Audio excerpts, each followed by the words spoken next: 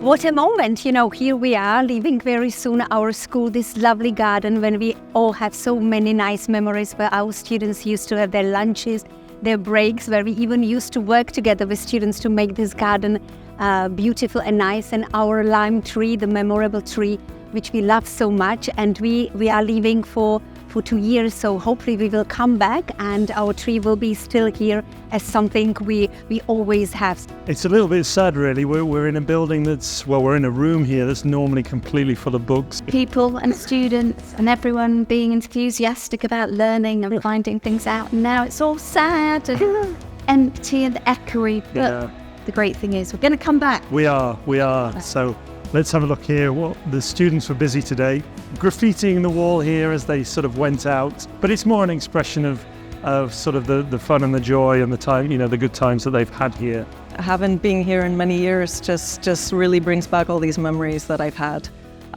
Every little room, every little nook that we have here is filled with memories and very wonderful, brilliant, touching memories that we made. Many friendships were built here for lifelong, and it was lovely to be a part of that, to really truly feel safe, but we knew that we were helping each other at the same time. It was truly an experience that not every school has. It is bittersweet. We are closing the door for the last time for about 1.5 years, something like that.